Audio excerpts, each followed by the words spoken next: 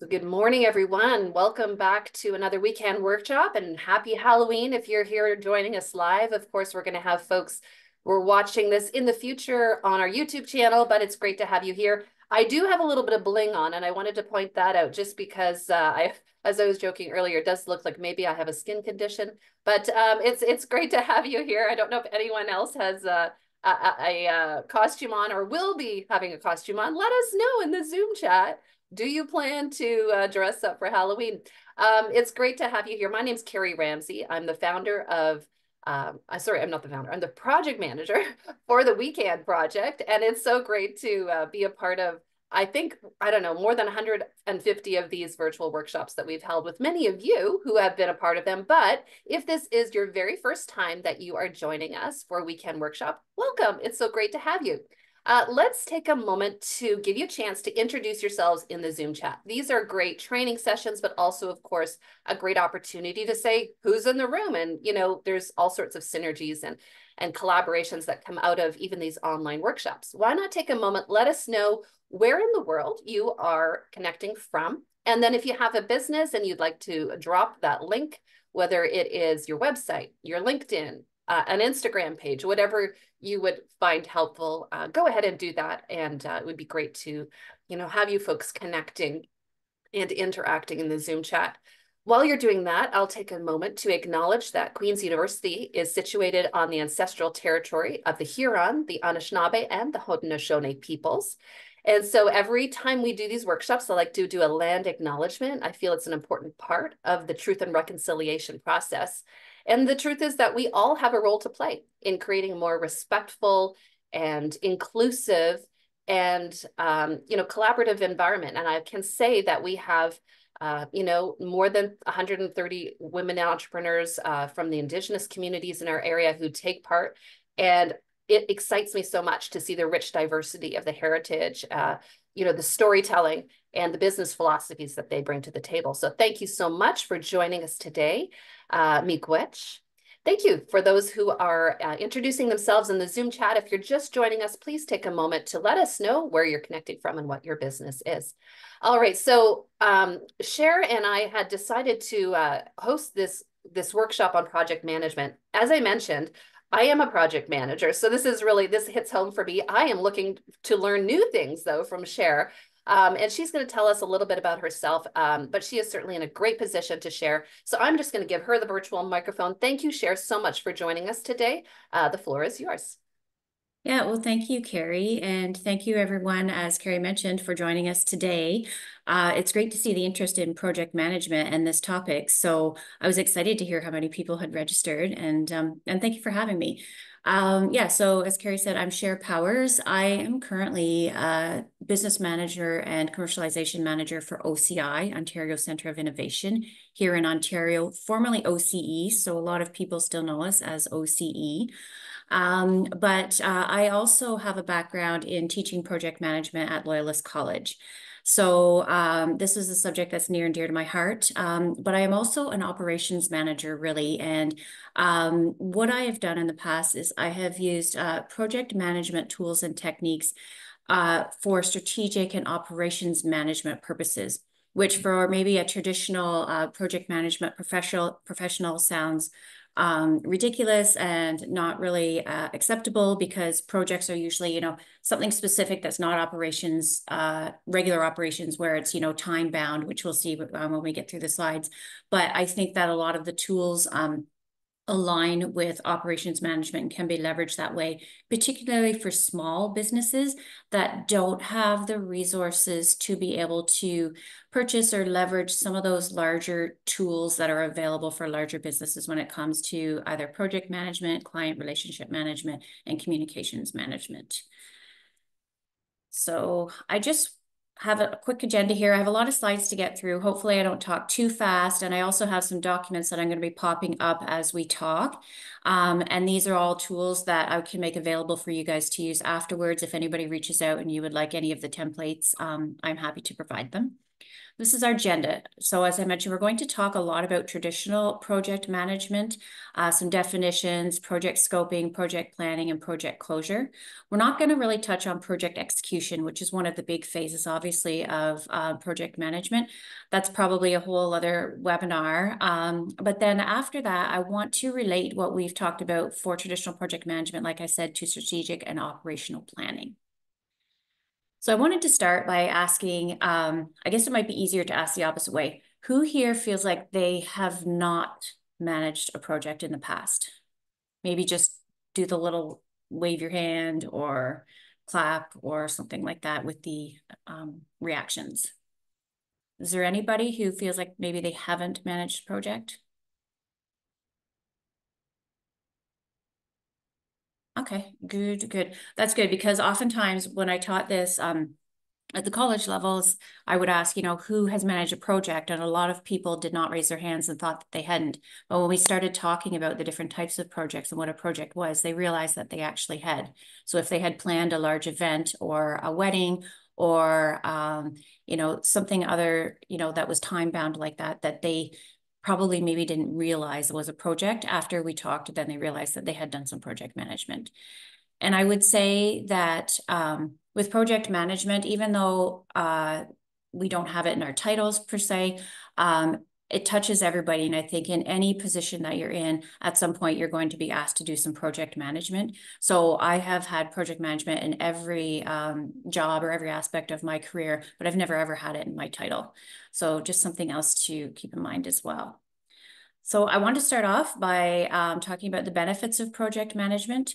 So project management is really, in my mind, it's all about managing risk and making things more efficient and being more productive because it improves the chances of achieving your desired results, minimizes time and energy spent on certain activities, and improves productivity and the quality of that product and the quality of the work.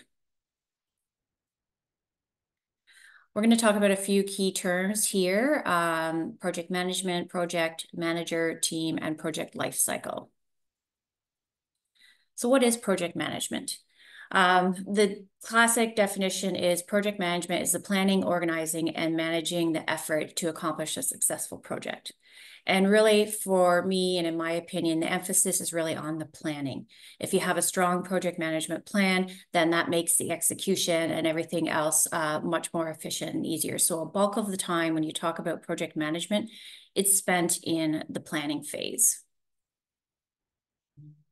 And then now, so what is a project? So really the classic definition, traditional definition is a project is a complex, non-routine, one-time effort limited by time, budget, resource, and specifications. The differentiating characteristics between, say, a project and daily operations of a business is that it has a defined lifespan, a well-defined objective, typically involves people from several disciplines. It has a project life cycle and specific time, cost, and performance requirements. Now, so like I said, when we get to the part where I talk about strategy and operations, then we'll kind of come back to this because you can see this defines a project, but a lot of these things, these terms like having a budget, a certain amount of time and different objectives, and people from different disciplines also relate to an operating plan and kind of, an annual operating plan that an organization may have.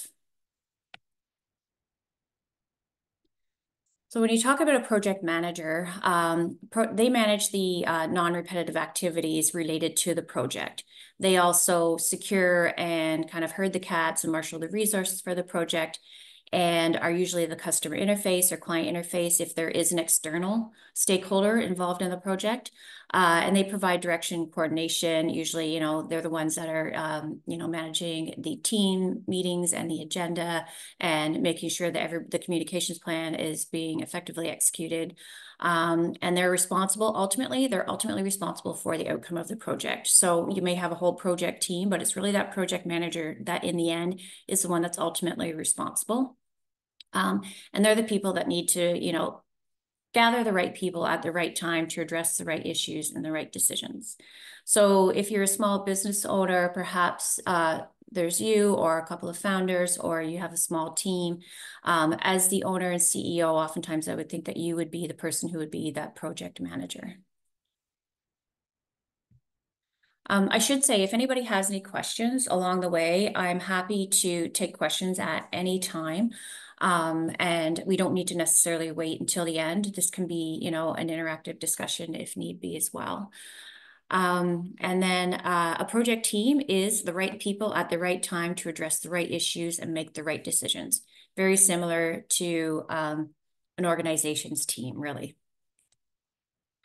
So the stages, the next definition, project life cycle, the stages identified for all projects are definition and scoping, planning, execution, and closing.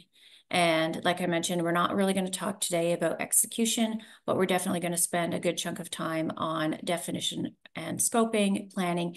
And then we're going to talk about closing because I feel like that's often the last piece of the life cycle that's often missed. People are so excited when the project is complete, but there are closing out activities that often get missed or don't happen because people are so busy and moving on to the next project. So project scoping. So a project scope is a definition of the end result or mission of the project. And really it's related to a product or a service for a client or customer. Now, what I would say when I say client or customer, or sometimes we use the word stakeholder, they don't necessarily need to be external clients or customers. It could be a project that involves all internal stakeholders, or your internal client could be your boss or one of your teammates, or it could just be really yourself as the client.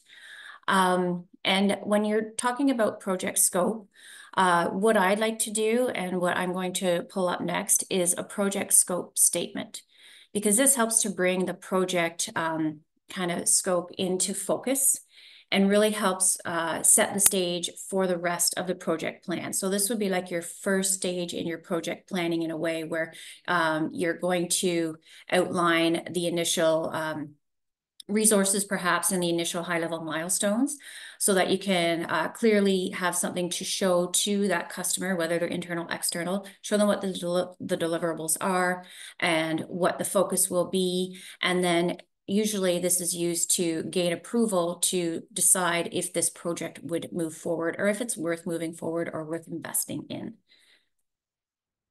So I'm just going to now try to sorry if I'm making people dizzy. I'm gonna pop back up here. So this is a project scope document. Can everyone, Carrie, can you see my screen? Can everyone see this? Okay. Okay, so nothing confidential in here, but this was a small project that I pulled together a couple years ago for a series of workshops, so a breakfast series that we were going to do. And the reason I left this in and didn't make it a template with just the headings is because I just wanted to also provide examples of what might be in each section. But when we're talking about a project scope, really, you know, you want to have a clear objective, you want to have a description, and then this justification, which really helps if you're needing to seek approval from anybody, I guess, other than yourself. You would list team members here, other stakeholders, whether they're internal or external. And then you would list your high-level milestones for each project, or sorry, each milestone within the project. And then you can further break those milestones down and have deliverables for each milestone. And then other components of the scope document would be technical requirements, limits and exclusions, and then reviews, which really feeds into development of a communication plan, if need be, that's associated with your project. So any questions or comments on that? I know I whipped through that pretty fast. I anticipate one question might be, where can they get a copy of that? So Yeah. they can make it their own.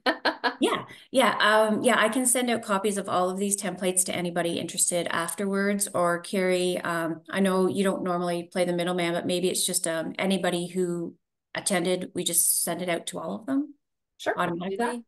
Yeah, Okay. if that's helpful. Yeah. Okay. Great. So awesome. Yeah, and so a couple of other terms I wanted to point out. So what I just showed you was that scope statement, that document. Sometimes this is also called a statement of work. So depending on the type of your project you're doing, it could be a statement of work, but then also when you link this back to operations, and not necessarily classic project management, but operations, that scope document can also be helpful in operations if you're providing statements of work for specific reasons.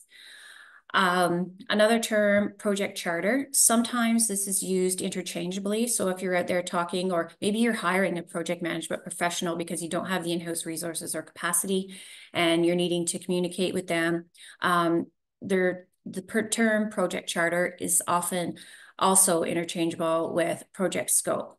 But usually there's a little bit more involved in that, maybe a little bit more detail, but also it tends to be more used when definitely an approval is being sought and actually has a signature line usually where somebody could sign off saying, I sign off in this project charter. So maybe an executive sponsor within a larger organization or something like that, or a customer. And then the other key term when we're talking about scope that is really important to emphasize and really important to know is scope creep. And I think the whole reason for developing the scope document and then doing a further project plan, it, like I said, was about mitigating risk, but also about mitigating or reducing scope creep. Because as all of you probably know, who have or creepy scopes, yeah, that's cool for Halloween, Carrie. That's awesome. Anybody who has managed a project has probably experienced this scope creep where, you know, particularly if you're working with external clients and stakeholders, it's like, or in my instance, a lot of times with applied research projects, is that you start out, but then you could go this direction. Next thing you know, you're not sticking to the scope document. You've used up all the budget, you've used up all your time, and you haven't delivered on the main milestones or deliverables that you'd originally outlined. And that's very easy to do, particularly if you get excited about a risk opportunity that happens that wasn't expected. Cher, you're going to have to go back into presentation mode to go to the next slide. Oh, okay, sorry. There you go. There we go. Great. So this just kind of aligns with the document that I had showed you. These are the main sections that you would usually see in a scope document. I won't go through all of them, but that's kind of, you know, just another list for you to have that coincides with that document. So now another tool for you. So this is what I like to do too with introduction to project management is I like to provide different tools. Everybody has their project management style for sure. And some people's brains work different. Some people like certain tools over other tools. So I like to provide normally like lots of different tools. But today I'm providing the tools that I think tend to work really well for almost everybody for project management, but also work well for that piece of operations and strategic planning, like I had mentioned. So once you have your project scope document complete and you're starting to pull together, you have approval, you're starting to pull together your project plan. One of the first things I like to do then is and you have your project team, so your approval, you have your project team, is start to create a responsibility matrix in relation to those deliverables that you've outlined in the scope document. And this is an example of a project responsibility matrix where you list different tasks or deliverables, and then you have your project team, and you can outline who's responsible and who is the support for those. So this also just helps see if you have you know, equal distribution of, say, labor or tasks among your team, but then you're also leveraging the expertise of the right team members. And then everybody who's on that team can have clarity on who's responsible for what and who's supporting. And again, this can be provided and everybody can, I have it in another Excel spreadsheet that I'll show in a bit as well. So I guess, yeah, right now we're going through creating the project plan. So you have your scope, you create your responsibility matrix, and then the next important piece is developing a communication plan. And like I mentioned, that can stem from that section of your project scope document where you expand on what you put in that review section, which is about You know, who are the stakeholders? What are their information needs? What are the sources of information? How you're going to disseminate that? And, you know, who's going to be responsible and how often you're going to disseminate information. Because as you guys know, when you're managing projects or, you know, in working in operations too, some things require an email. Some things, okay, are just a regular update monthly. Some are in a final report, and some are like, okay, this is a pick up the phone situation. So those are all the kind of things that you want to consider in a communications plan for a specific project. And it's going to vary by the type of the project as well, and who the stakeholders are. So, like I said, more on the communications plan, what information needs to be collected and when, who will receive it, what methods will be used, what are the limits, if any, and who has access to certain kinds of information. This can be particularly important when you're talking about projects that involve confidential information, like in my instance, applied research projects, where even though somebody's on the project team, doesn't necessarily mean they need to know or are able to know or should know all of the information related to that project. Sometimes it's on a need to know basis, even within a team or within other stakeholders. And when that information will be communicated and how it will be communicated. So another tool, when in relation to creating your communications plan and doing that stakeholder assessment that we talked about, which is kind of the first step of that, this is a tool to help you decide, you know, who needs what. And that was that other kind of next step. So you can take your stakeholders, so you've identified your stakeholders, and you can classify them by their needs from low to high, or their interests from low to high on the communications and information related to the project. So if they need to just be satisfied or managed closely, kept informed, or only provided general information, you can kind of group them into there, and then that will help with the communications plan formulation as well. Okay, so before I get into this risk management piece of project management, I think it's a good time, now that we've talked about a couple of those tools, to pull up what I like to do when we're talking about creating a project plan workbook. So that responsibility matrix that I had showed you before here is part of the project plan workbook. And this is just my style and what I like to do. I like to create an Excel workbook and have different tabs for each component of that project plan. And then here we have a Gantt chart. So those deliverables and milestones. So the high level milestones in your project scope document go here. You have your individual deliverables for each one. And then you can track along your timeline for your project, whether or not those projects or those tasks are complete, in progress, or falling behind. You can also have a tab for your budget. And then you can also add your communications plan here. You know, you can add any other tabs for any other pertinent information related to your project. Then it's all in nice, one tidy, neat package. You could put your stakeholder analysis in here as well. So any of that, so it's all in one place for the project team to be able to access and update and share information and to go through at your regular meetings. Yeah. Oh, thanks, Carrie. Yeah, Gantt charts are very important and really useful tool. Again, it's how I'm saying I'm providing tools in the way my brain works and what I think are the most effective. Definitely the way my brain works. I know some of you out there, if you're hardcore project managers or have worked for a large organization that has different softwares, you may have used like Microsoft Project. My brain does not work well with that. The visual doesn't work for me. So this is kind of what I use. And then this is, again, free of charge. So no cost associated with any license fees. Okay, I see some action in the chat there. Are there any questions, Carrie, or anything? I think just an interesting comment as well, just the Gantt chart itself, it sounds like you could have a workshop just around creating a Gantt chart. I mean, I know today is meant to be an overview, but you're right, there's a lot that you can dig into once you get into this.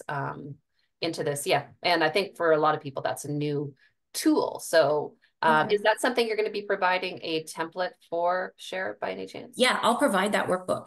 So I can provide that workbook and people can use that as a template as well. So you can see that Gantt chart. I also have a template that I'm going to provide for an operating plan that is kind of in the form of a Gantt chart as well. And sometimes that helps just to have it a template so that people don't have to start from scratch. So that's fairly helpful. Thank you. Yeah, no problem. And yeah, it is kind of maybe a whole separate session in itself. And it's more Gantt charts. Yes, you're making them when you're creating your project plan. It's a big piece, but then they're also the big piece of that project execution phase that I said we're probably not going to spend much time on, but they really are kind of your go-to when you're in that project execution phase.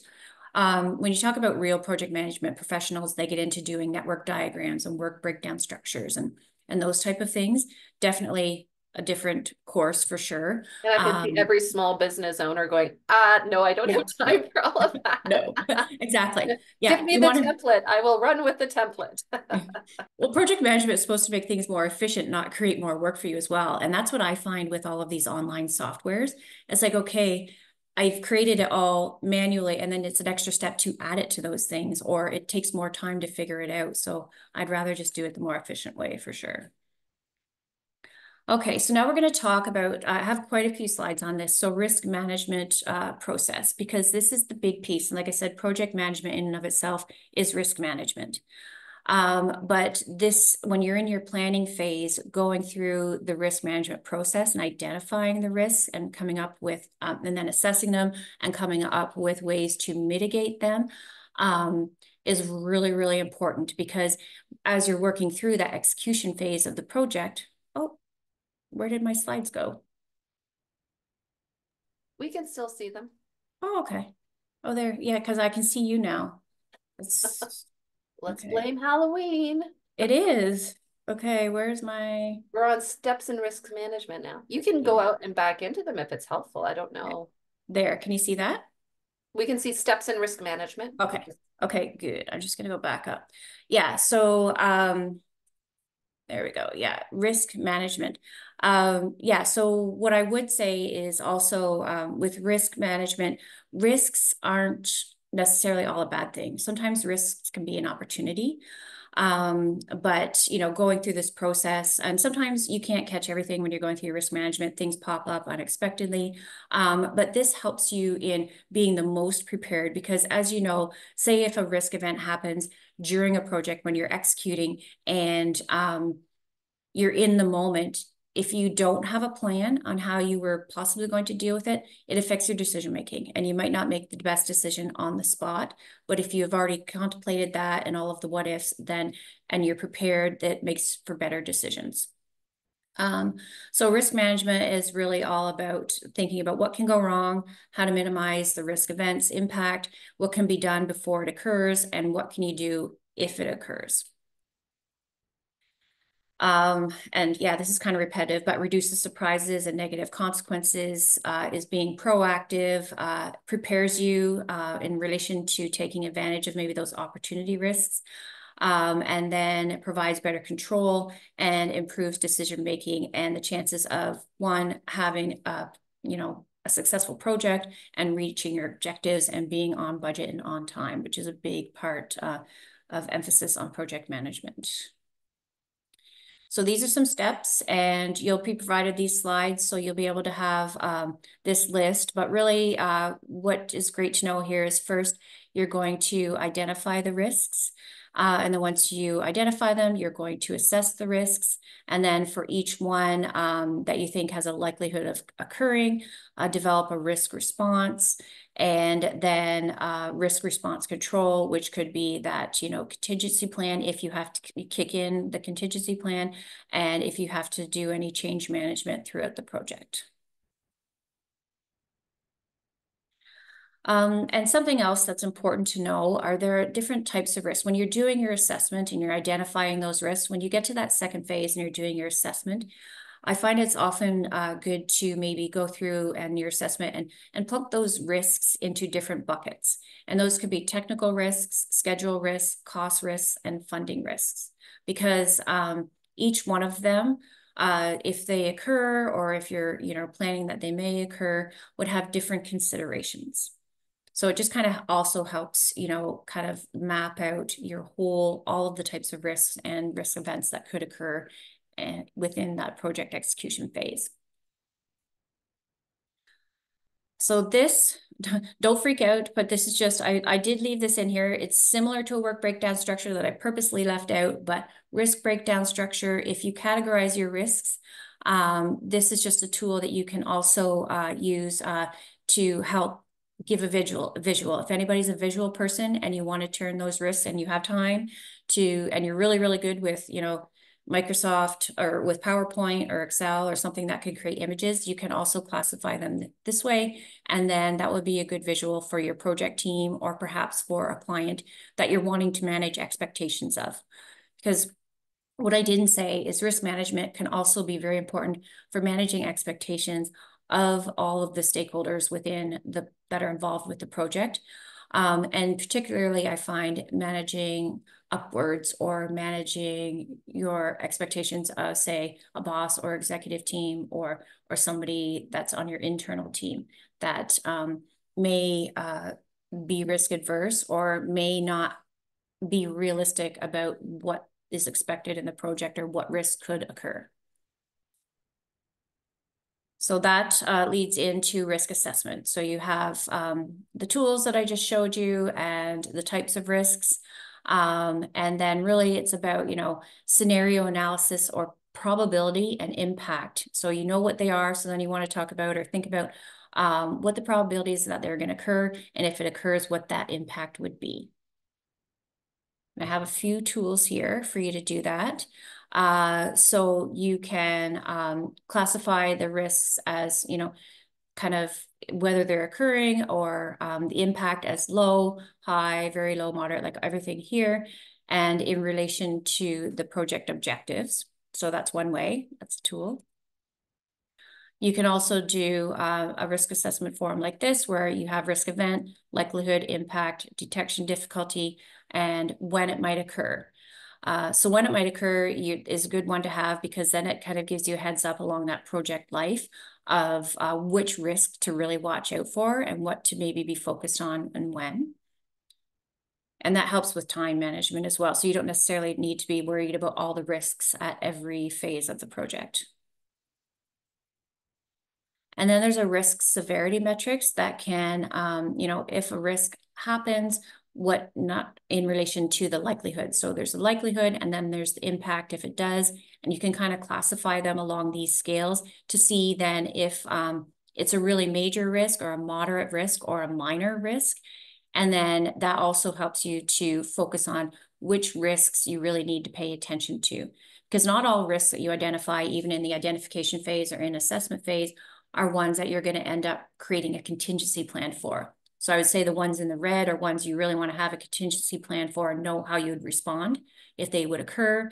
Maybe the ones in the brown, but the green ones, you wouldn't be as concerned with those ones, or you may not have an extensive contingency plan.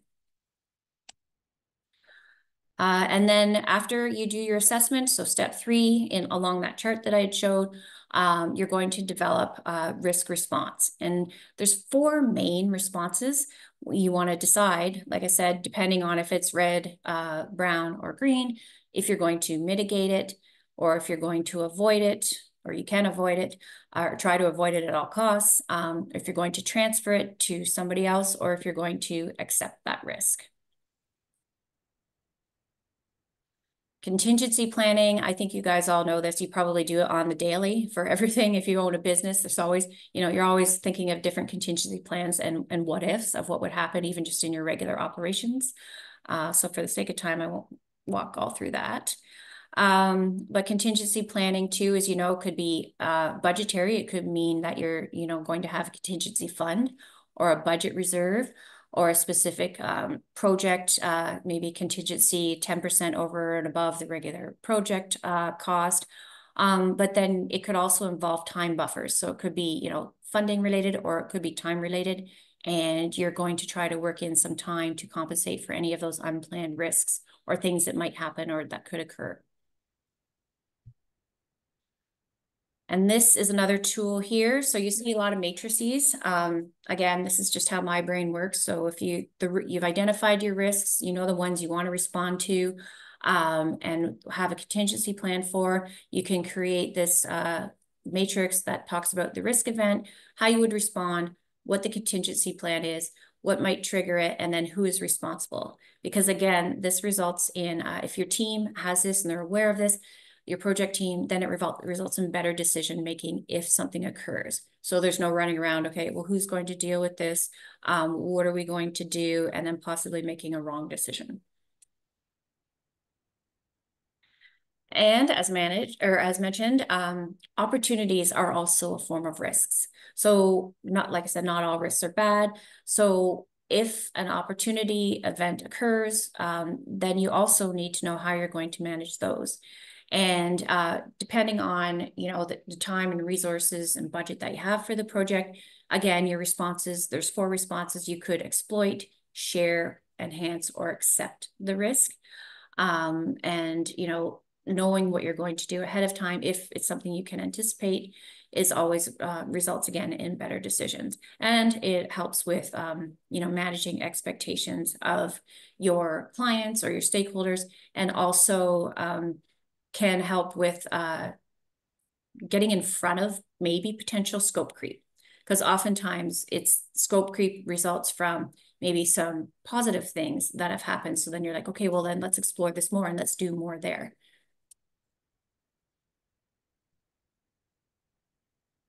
Okay, so step 4, that's response control. So a risk has happened, and then you are going to execute on your strategy, and then possibly even do some change management or change up your project plan. And something that I should have said right from the beginning is I always tell people with project plans, and then also strategic plans and operating plans, when you talk about your business, they're organic documents. They're living documents. They're not set in stone where it's like, okay, this is what we said at the beginning. They're meant to be revisited very frequently and meant to be adjusted as you go along, because they're created based on what you know at that time, and things could change. So even if you're applying for funding, you're submitting a funding application and it requires some type of a project plan and scope document and outline. Funding agencies know that that's what you knew at that time, and things could change and life happens. So these documents are meant to be constantly worked on, and change isn't necessarily a bad thing. And then the last phase of project lifecycle that I really want to emphasize here is project closure. Because like I said, oftentimes this phase doesn't happen, and it's happened to me. So I can tell you, and it costs money to the organization that I work for. So years ago, I was at Green Center. We founded the Sustainable Chemistry Summit. It was a huge project to plan this inaugural conference for people all over the world coming to Kingston. Went well, was great. Project was done. We were all exhausted. Everybody was happy, success. And then we went on to the next thing. So we didn't close out certain accounts. Like we had a Moneris account where people used to register. We continued to pay that for a year and a half when we didn't need it. So things like that. Oftentimes too, at the end of the report, there's no communication with all the stakeholders, and people don't know what the outcomes were. So project closure is important there. Or if you have received funding and there's funding obligations and you have to report, you need to fulfill those. Or even though you have the money and you spent it, the funding agency could really say, okay, we didn't receive the final report, you're in default, and maybe ask for some of the funding back. But anyway, so sorry, that was kind of an aside, but project closure, there's different types. So I think you guys would all know there's your normal project finish. That's great. There could be a premature closure. So that could be, something unexpected happened, or an executive team or a CEO or owner said, we're not going to continue this, or we can't. There's also instances where a project never closes. It's perpetual. So again, another reason why project closure is important. Sometimes there's a failed project. This happens in applied research. So it's like you gate your projects for each different phases. So if this gate fails or it doesn't go, the results aren't what you want, then you don't proceed with the rest. Or if there's change priorities within an organization, a project could be closed. So this is a nice little visual about, wrap up activities. Again, make sure all your vendors, customers, reports are all kind of, you've closed out different, you've done your accounts payable, you paid all your bills, you've notified everybody, you've canceled any accounts you need to, you've created your reports. But then the next phase with project closure that I think is important is you can do kind of an evaluation of the project. You can look back, you could evaluate team members or evaluate how the project went and do some retrospectives or even an audit, because in the end, sorry, my dog's barking. Those learnings are really valuable for future projects. So that can lead to, learnings from doing, but then also knowledge management, of course, for future projects or future people who may not have been around when they arrive at an organization when a project was completed in the past. Can you guys hear my dog? Very Can you hear faithful. that? Sorry, he's like at the moment walking. So this is just a wrap up closure checklist that you can create. That's an example, and you can customize this. And then where am I at for time, Carrie? Sorry about that. We're at 20 to 11. Okay, so I want to allow time for questions as well. So yeah, implementing project closure. And sorry, I'm throwing treats at my dog, so throw him a little bone so he'll stop barking. So you want to get delivery and acceptance from the customer. So that's also an important piece of project closure. Like I said, shut down the resources so you don't continue paying for accounts you don't need. Reassign project team members, and then close all accounts and pay all of your bills. And then deliver the project to the customer, and then create a final report. If even if it's not necessary, it's always good practice to have that final report. Again, like I said, for knowledge management and learnings from doing for future. I won't go into this too much, but that's a piece. Like I said, at the end, you can do a project audit if you would like. Now, the fun part. This is what I like. So project management tools for operations. So as we had mentioned before, projects are usually, what defines them is that they're time bound and they have, resources dedicated specifically to them. But in my mind, this also aligns with strategic planning and operating planning. So a strategic plan can also, if you're talking about your regular operations and your business, a strategic plan can also serve as kind of a scope document for your organization. So I'm going to pull up again a couple of, okay. Can you guys, oh, I lost the screen sharing. I'm going back.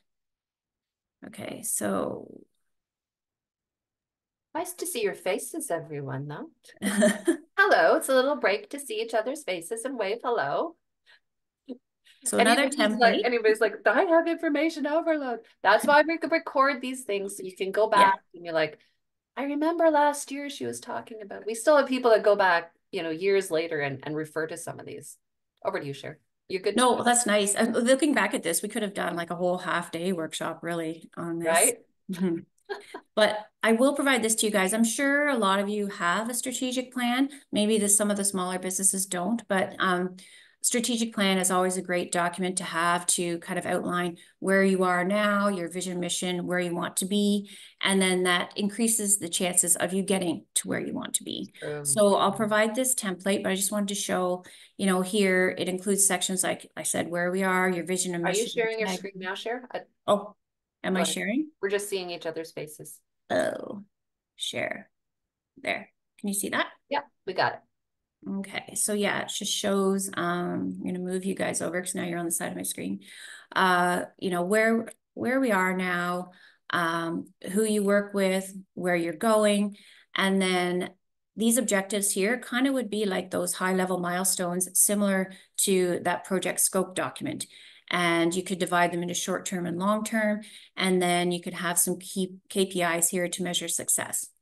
So that's an outline for a strategic plan, very basic outline. But strategic plans aren't meant to be long documents either. A 3 to 5 page strategic plan is always a good rule of thumb.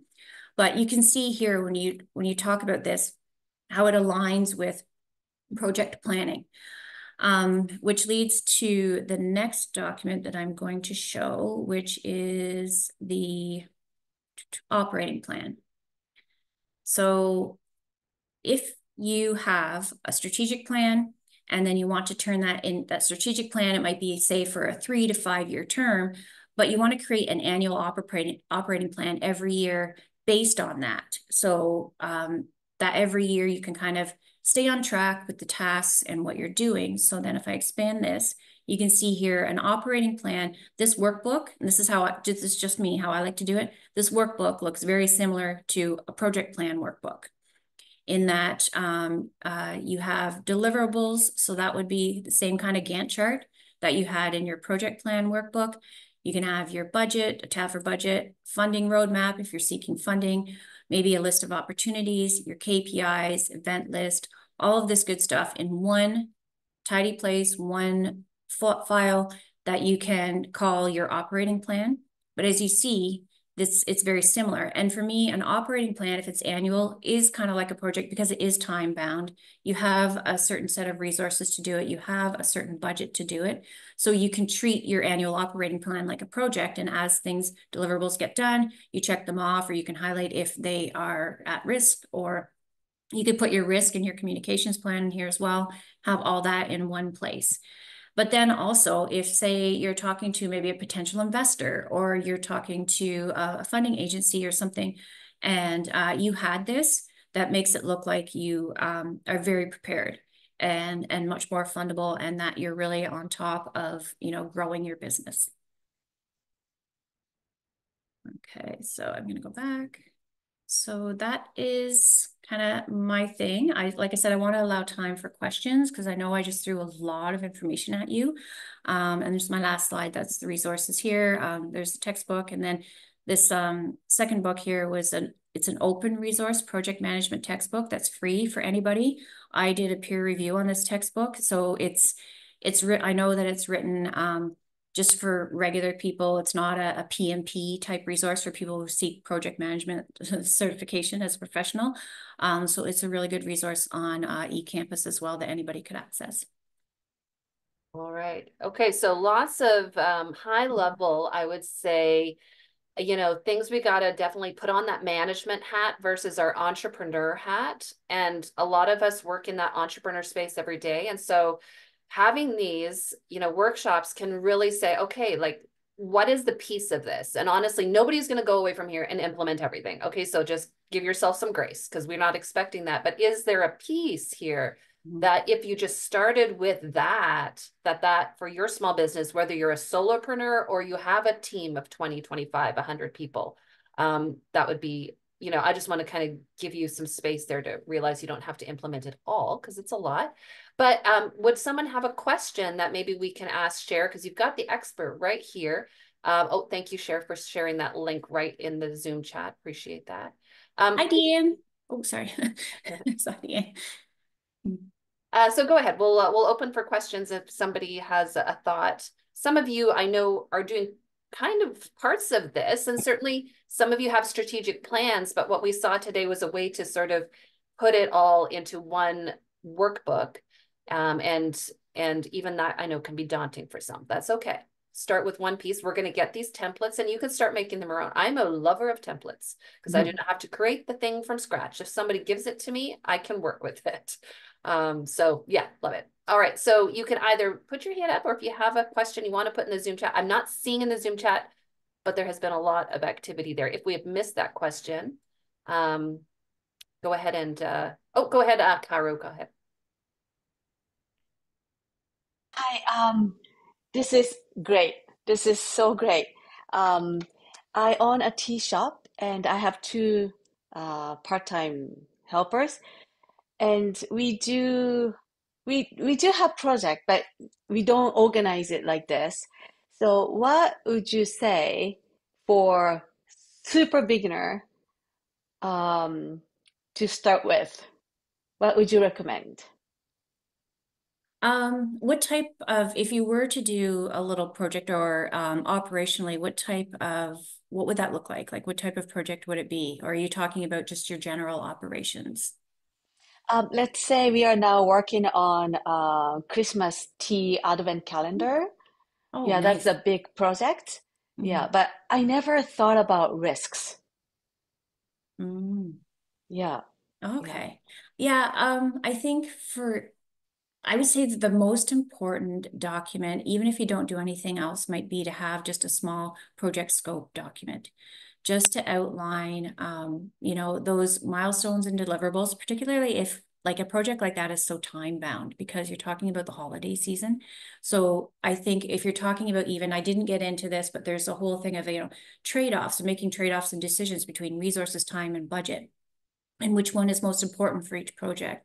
So for you, if it's time bound, and then maybe resources a second, then you would want to have that scope document just to outline that. And even with that, I wouldn't say you need to maybe necessarily have all of the other pieces of project planning or workbook. You can expand that scope document and add a section for risks if you wanted to, like outline maybe 2 or 3 of the highest risks, like maybe something to do with shipping or something like that. But I want one of those calendars because I am a huge tea person. Oh, Drop oh. the link in, drop the link into the Zoom chat, Karu. And I I don't know want to pay $70 for the David's Tea Advent calendar anymore. I know she sold out last year. Great question, Karu. And that's for like a bricks and mortar build business that Karu, although she also has e-commerce, there's many on the call who are service providers, and you create contracts with clients, for instance. And to me, that's scope of work. And many of you use a scope of work, but many of you might not. And to me, that's a starting point. If you don't have the parameters of what you'll be, a scope of work is just like the work I'm going to do for you, right? That's basically there. And then where What I'm she's not going to do for you. right, and then I'm not going to do, right? And then we talk about that scope creep or creepy scope. It's the idea there that people then start asking for things. And I find that as women in particular, we're like, okay, I'll just do that too. Okay, let me pile that on top. No, no, you have a document which you can then return, like email back. Oh, I see it's not in our scope of work, right? And I know that's a real basic way, but I'm astonished always by people who don't really have the agreement in writing of what actually this coaching thing is or what actually this service thing I am providing. And again, it gives us something. So I don't know if you wanted to expand on that, but I know there's a lot of service providers on the call. Yeah, you're right. And you hit a good point that I didn't mention too, is that it's sometimes it's what's you need to be specific about what's not included, and you can state that right in it. This scope does not include this, or like with those technical requirements or in the scope document where I had exclusions, put it in exclusions, like it will not include this work or this type. But I saw Deanne had a question Yeah, too. sorry, go ahead, Dan. Thank you for that. First of all, I'm going to be at a low tone because I'm in an open environment at the moment here at Seaway in Kingston. But spot on everything. I followed very intently, Cher, with a past history in consulting. Everything made complete sense. Having said that, as an entrepreneur, obviously I'm wearing a different hat. So each one of these steps, to your point, is honestly equally as important. It's just the degree with which each form or section is completed or needed, depending on the business, perhaps. But it really resonated with the closing out a project. I cringed when you said, something was still open a year and a half later and you were paying fees. All too often, it's that detail that isn't completed and closed out, and we have paid for that myself as well, over many engagements. So that really resonated with me, and I think it's just hugely important. It's a bit of admin. Somebody needs to take ownership of it just to ensure that everything is done and dusted. Yeah, thanks, Deanne. Yeah. That's great. There's a question in the chat. I believe it's from Jessica. Jessica says, I was thinking about assessment for risk management. I'm wondering if there was a measurement that could be used. I'm thinking about how some employees are overly concerned in one area. So I was looking for objective measures to help ground the team and get the work prioritized well. So I guess it goes back to risk if there is a measurement that could be used for risk assessment. Is that different for every business depending on what their risks are, or what would you think there? Yeah, I would think so. If you talk about assessing your risk, yeah, it would be specific to your type of business and what you do and your services. And you can customize. So I had, I'm just going to go back. So when you go to risk assessment form, you can, those different templates that I provided, you can make up your own kind of scale, depending on what you're looking for. So you could say, the criteria within those scales. So say if you have, like, say your risk assessment of the probability, and it's very low, low, moderate, and then what counts as very low, you can customize those for your business. Okay, so very low means that so and so leaves the organization and is no longer here to do it. But you have lots of other people, so you can make those criteria within each of the buckets, I would say. Okay, you can maybe put into the Zoom chat whether that helped out, Jessica. Yeah, I wasn't sure. Robin is asking when the templates are provided, because we're going to send the templates after Cher sends them to me. Is it possible to have one that's filled out just to see what the fields are and what goes where? I don't know if there's like sample data that can be in there. I guess that's the question. I have sample data in for the scope document. Are you talking about the maybe the strategic plan? I'm not sure. I'll let Robin kind of respond to that one. But it sounds like there will be a sample document and then you can just overwrite it, is my feeling. Usually that's what the templates allow to happen. Yeah. Let me just look at the group to see if anyone's hands are up. You can either raise your physical hand or you can hit your reaction button. There is a hand raised there as well. Anyone else with a question? I know some people are just absorbing it, deciding how I'm going to apply this and if this is the right time. Okay, she's just saying the last template didn't have any sample info, but that might have been the workbook where you had lots of different pages in it. Yeah, I could certainly put some samples in those as well. I was just trying to make sure I didn't have anything confidential in some of them, so I went right through. But yeah, I can add some stuff back in. Makes sense. For sure. Yeah, I'm sorry. I feel like I throw a lot at everybody. So please reach out to me directly. Oh, I should put my email in the chat. I'll do that because I didn't have that at the end of my slide. At OC-in. I'll give you this one and then my Gmail as well. And this is just sort of the first, for some of you, it's an introduction. Others I know have been doing some of these different parts. So I know different people get, and for some of you are just like, oh, project management is a thing. Interesting. Maybe I should get on top of things. It's a way of organizing our lives. And back to my point about us taking off that entrepreneur hat, putting on the management hat. And if that's, deciding what our zone of genius is, if we need to bring in somebody and we have space on our team, different people can help us with this. I know, whether I don't say give it all to a virtual assistant, but, sometimes virtual assistants can put into these documents that can help a little bit with this as well from an administrative point of view. Yeah. I've heard of people putting it into ChatGPT, like create a project plan for this. Oh, look at that. I've heard that too now, but I would caution that, yeah, you could do that, but then you really need to go through and make sure that it's legit. There's no, I guess they're called hallucinations now and that kind of thing. But I saw a comment there, something, oh, maybe it was gone. Thinking of creating a project scope for courses I take could be helpful. And that was Joanne. And I think that's interesting, and that would be really cool too. But also, what I found in the past is even like taking a course is kind of like a project in and of itself, right? And you can make yourself even more structured, like self-disciplined when you have those types of documents in place. Yeah. Yeah. And we did have a question on sort of, what are the steps for a business plan? And I just pointed out in the Zoom chat, so what we're talking about today is different than a business plan. Mm-hmm. And so if you're looking for support on that, if you're a weekend client, you can reach out to me. You have my email because I sent you multiple reminders of this workshop. But you can reach out, and whether we work together on that or your small business center, those typically, especially if you're in Canada or on Ontario, those are set up to support you with your business plan information. And so that is separate from what we're talking about. Strategic plan is assessing risks, anticipating, setting a strategy for the future, really, rather than building out what my business is going to look like and what my business is going to be. Slight difference there as well, which is maybe good to highlight. Thanks, Soraya Mom. That was a great question. All right, I'm not seeing any other questions in the Zoom chat. So I just want to kind of do a last call before we all go and maybe do some thinking and determining how we can apply this now or in the future. I mean, hey, the year's coming to an end. So maybe one of your 2025 goals is to get on top of this type of stuff. And I just want to, on that note, put a reminder that we have, I'm not sure, oops, losing my screen. Next week, we have an in-person meetup.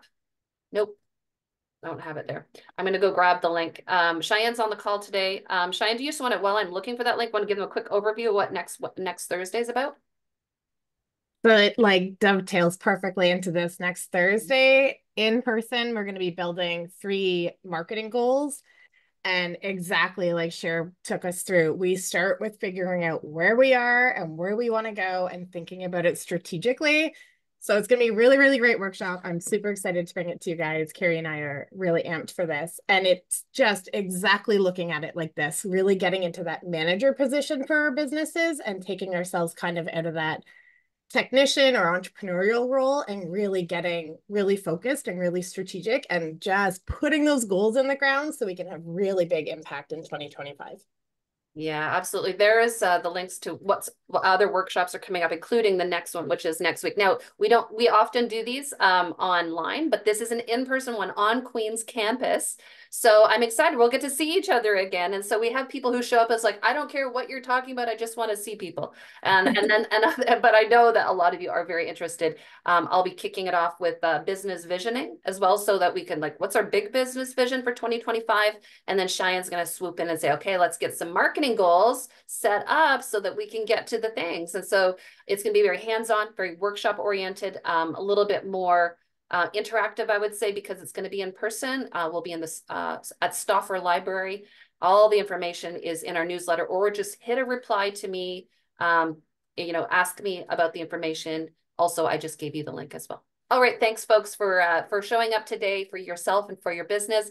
Good luck with project management, and we hope to see you at the next weekend workshop. Thank you, Cher, for a great presentation. Truly appreciate it.